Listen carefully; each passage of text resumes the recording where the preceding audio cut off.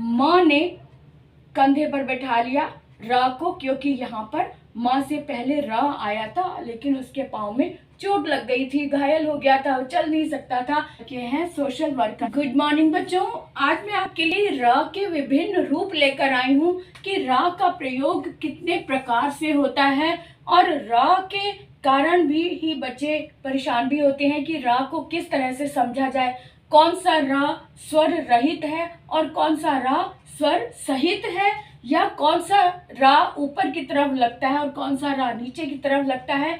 आज मैं बहुत ही आसान तरीके से आपको बताने वाली हूँ कि कौन सा रा ऊपर की तरफ जो लगता है उसे रेफ कहते हैं, और कौन सा रा नीचे की तरफ लगता है जिसे हम पदेन कहते हैं। पदेन शब्द तो हमें अच्छे से समझ में आ जाता है, पदेन का मतलब पैरों की तरफ या पैरों से। अब ये रेफ जो है ये सिर की तरफ मुकुट की तरह लगता है, लेकिन क्यों लगता है आज हम बात करेंगे। रा के विभिन्न रूप की हम बात करेंगे, तो ध्यान से देखिए, पूरा वीडियो देखिए और लाइक करके मुझे कमेंट करके मुझे जरूर बताएं कि आज की क्लास आपको कैसी लगी, और साथ में सब्सक्राइब कर दें अगर अभी तक सब्सक्राइब नहीं किया। बेल आइकन पर जरूर जाना, ऑल को टच करना, ताकि सारे नोटिफिकेशन आप तक भी सबसे पहले पहुंचे। तो शुरू करते हैं आज की क्लास अरुणा कालिया के साथ। आज मैं लाई हूँ रा के विभिन्न रूप। ये जो रेफ लिखा है ना, रेफ जो है ये होता है जो ऊपर की तरफ, अक्षर के ऊपर की तरफ जो रेफ लगता है रा, इसे हम रेफ कहते हैं। और रेफ अगर नहीं भी समझ आ रहा तो समझ लो कि रा ये वो वाला रा होता है जिसमें हल लगता है अगर हम अलग से रा लिखें तो। लेकिन जो किसी अक्षर से पहले आधा रा आता है उसको हम इस पोजीशन में ना लिखकर इसको हम इस पोजीशन में लिखते हैं जिसे हम रेफ कहते हैं, ठीक है। अब इसे हम आधा रा भी कहते हैं, जो कि क्योंकि इसमें स्वर नहीं होता। और इससे भी ज्यादा आसान तरीका ये है कि जब हम ये एक्चुअल में ये पोजीशन है रा की, इस रा को हम यहाँ इस तरह से नहीं लिखते हैं क्योंकि ये रा जो है ये चोट खाया हुआ है, इसके पैर में घाव हो गया है, इसके पैर में मोच आ गई है। तो जो ये व है इसने इसकी सहायता की और इसने इसको अपने कंधे पर बैठा लिया इस तरह से।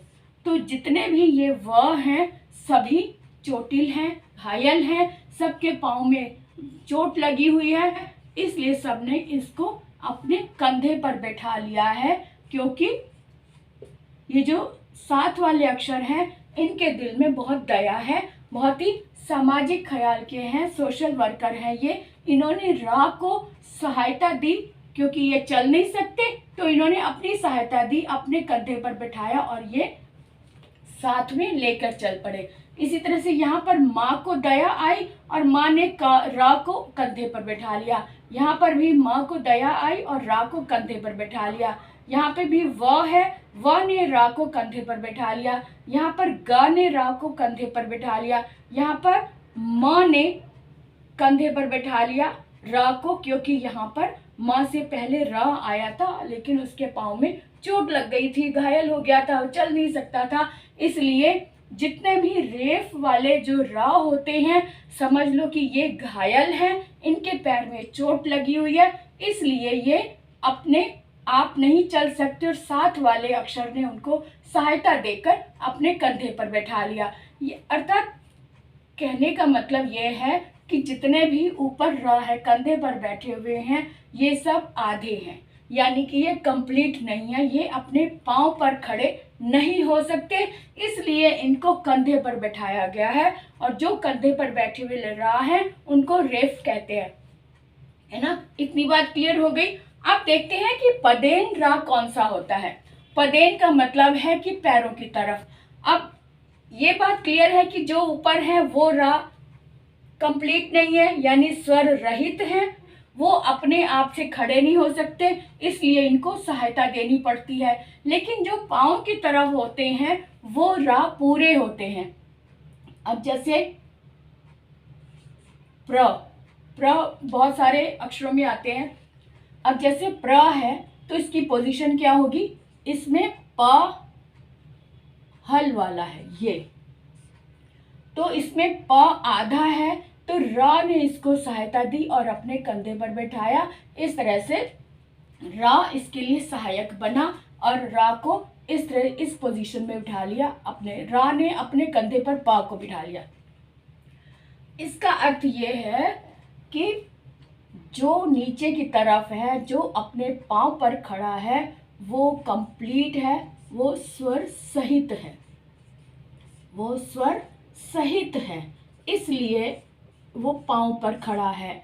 और जिसने इसको अपने ऊपर खड़ा किया है वो स्वर रहित है, इसलिए वो अपने पांव पे नहीं खड़ा, इसलिए र ने उसको सहायता दी हुई है, स्वर रहित है। ठीक है, अब देखते हैं कि इसके उदाहरण भी देख लेते हैं। पदेन वाले क्या क्या उदाहरण हो सकते हैं। क्रम, प्रक्रिया, इसमें दोनों में पे भी रा है और का पे भी रा है। ग्राम,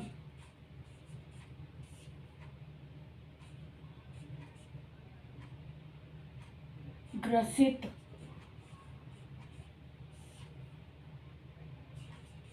श्रम, प्रसिद्ध। यहाँ पर धा नीचे है तो इसका मतलब द आधा है, तो धा ने इसको सहायता दी हुई है। जितने भी अक्षर नीचे की तरफ है वो कंप्लीट होते हैं, वो पूरे होते हैं। जो ऊपर की तरफ होते हैं वही वर्ण अधूरे होते हैं, यानी कि ये चोट वाले होते हैं, घाव वाले होते हैं और ये अपने पाँव पे खड़े नहीं हो सकते, इसलिए इनको सहायता दी जाती है। इसी तरह से अगर हम शब्द कहें ग्रंथ,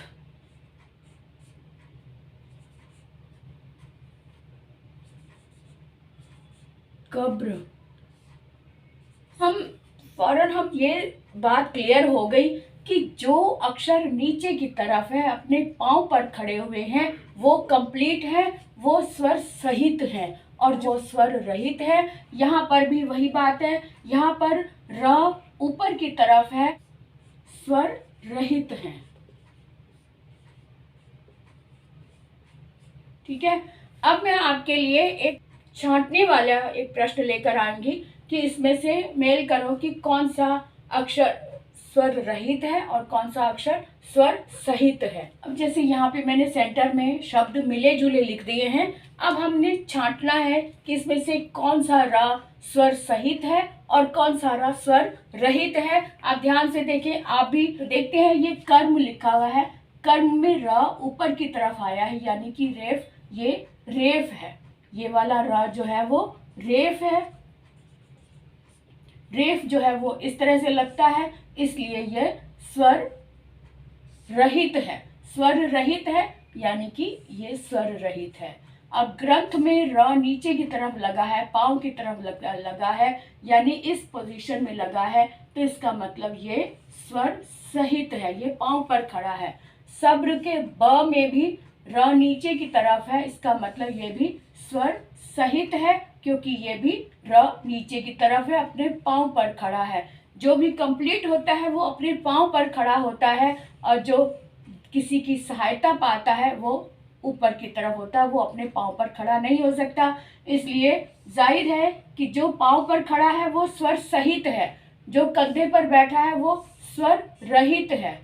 स्वर, ये भी कंधे पर बैठा है, स्वर रहित है। ये अपने पांव पर खड़ा है, इसलिए स्वर सहित है। ये भी नीचे की तरफ है, अपने पांव पर खड़ा है, इसलिए ये भी स्वर सहित है।